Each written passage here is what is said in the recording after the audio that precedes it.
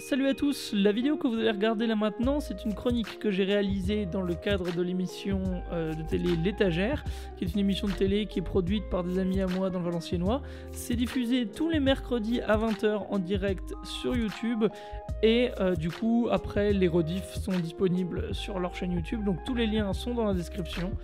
Pendant quelques semaines, du coup, je vais sortir quelques vidéos comme ça que j'aurai produites pour l'occasion, donc une par semaine, histoire de redémarrer un petit peu la chaîne YouTube avant un retour très prochain. Voilà, on en reparle bientôt. Gros bisous à tous, salut.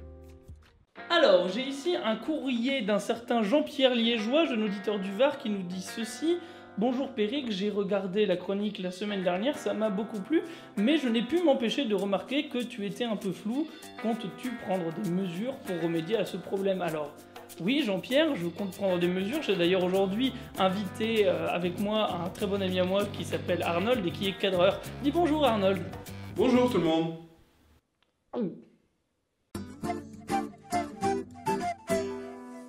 T'as pas vu, ce dimanche c'était la journée internationale des droits de la femme. Alors pour célébrer ça, cette semaine dans T'as pas vu, on va mettre particulièrement les femmes à l'honneur. Très bonne idée. Alors tu vas arrêter ça direct. T'as pas vu, dans les années 60, il était méga courant que les femmes, après leurs études, aillent dans une école ménagère afin de devenir de bonnes femmes au foyer. Heureusement, tout ça a disparu après mai 68, et c'est justement le sujet de la comédie française de la semaine. Ça s'appelle La Bonne Épouse, et ça nous raconte l'histoire de Pauline, la directrice de l'un de ces instituts, qui va voir sa vie confrontée au vent de libération de mai 68, qui va faire vaciller toutes les valeurs old school sur lesquelles elle basait sa vie, et la transformer en vraie femme libérée. Ne la laisse pas tomber. À l'heure où la place de la femme fait couler beaucoup d'encre dans le milieu du cinéma, il est chouette de voir qu'un film essaye d'aborder le sujet sur un ton rafraîchissant, tout en ne le prenant pas à la légère. On espère simplement que le film saura éviter les blagues un peu limites et nous prouvera qu'on peut effectivement rire de tout sans être problématique. Ça s'appelle La Bonne Épouse et c'est en salle dès aujourd'hui. T'as pas vu comme ça fait plaisir un petit film fantastique à la française ?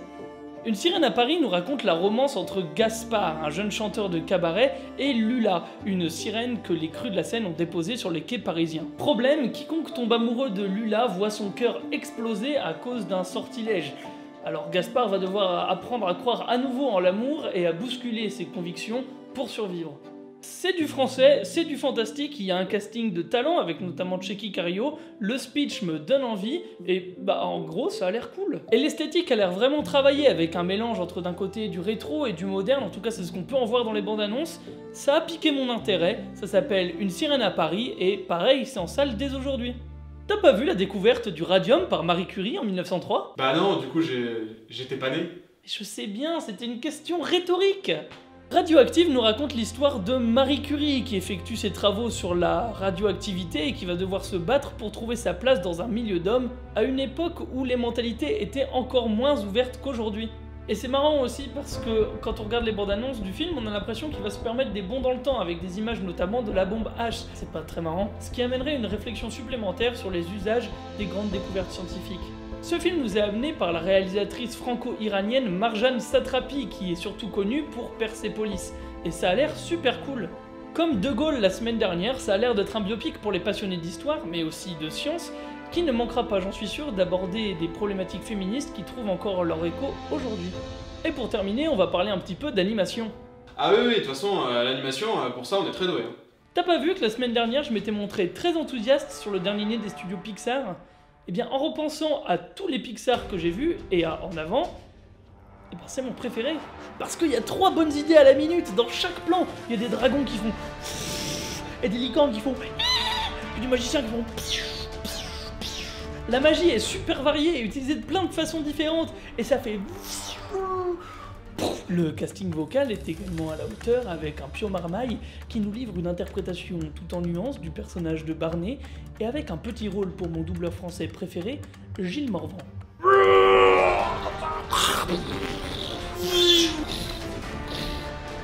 Il y a également de nombreux clins d'œil à beaucoup de films classiques que les plus attentifs d'entre vous sauront reconnaître, de Indiana Jones au Seigneur des Anneaux, en passant par Maximum Overdrive, le film de Stephen King où des camions sont vivants.